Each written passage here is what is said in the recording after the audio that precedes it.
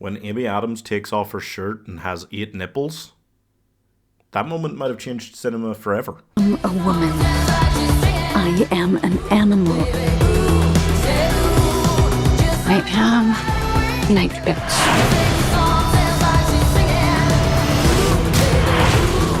I know I am but a man, but I seriously had no idea how bad postpartum could be.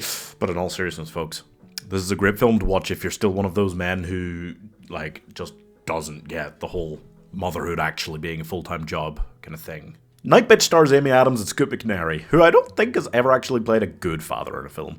Amy Adams has been a stay-at-home mother who was an artist and would like to get back into that. Unfortunately, her husband is a useless, unsupportive, absentee prick. And he's not the worst father in the world, he's just, So you want feminine rage? We kinda got that. You want long soliloquies about loss of dreams and motherhood and horrors that come along with it? We've got that. You want Amy Adams standing up, freaking out over Keel, barking at her friends, and then exclaiming, "I could crush a walnut in my vagina." Against all the odds, we've got that too. Look, the female rage and the honest conversations about motherhood, that's great. Showing men the realism of these situations and what their women need in these situations, great. Great idea, genius. The cat abuse, I'm not okay with. So yeah, Amy Adams turns into a dog. She has, body horror scenes, which I'm never really that much of a fan of, where she's, growing a tail and all of her nipples sprout and things like that, and it's a lot. And then she just goes out and starts killing small animals as a dog on freeing nights with all of her dog friends. Really brings a whole new meaning to the term rager. I loved the idea of a put-upon mother who's just completely fed up with this shit, with this man not doing his part, okay? That, to me, I thought that sounded like a great film. I wasn't entirely sure how the whole dog thing, turning into a dog, was going to fit into the film, but I was willing to give it a try. Couple problems I had. One significant problem. The dog thing doesn't fit in. Not for me. I get what the points they were trying to make were. I think it's got funny moments involving that, but it just feels like such a side plot, because this is a family dramatic film with comedic elements in it most of the time, and then it just kind of goes, oh yeah, she's in the middle of turning into a dog, and this is happening.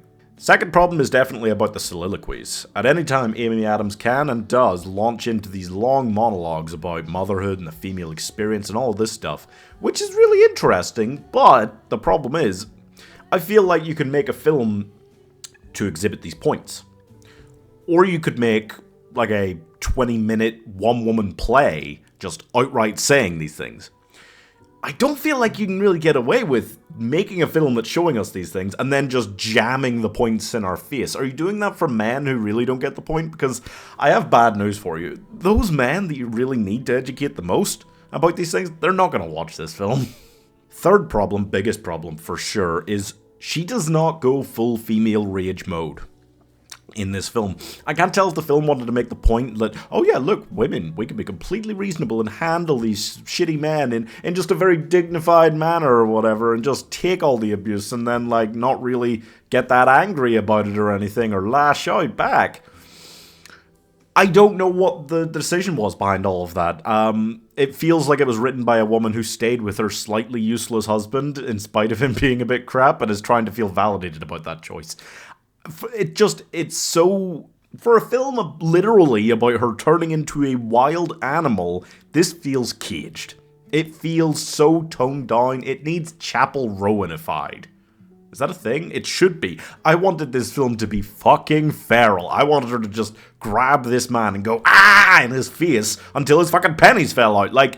It's just very upsetting to me that for such a good idea, showing such good points about motherhood, it kind of came up to me and went, May I whisper these really good points in your ear? Is that okay? Fucking scream it! Come on! So that really frustrated me about it and left it feeling like just a lot of fairly wasted potential. So I'm giving The Enemy of Dayman 2.5 stars. Surely there was somebody at some point in the making of this film who grabbed the director and slapped the director and went, we need to unchain this script. We need to just go full I am woman, hear me roar mode. No? They needed somebody like that. Subscribe for more hard truths.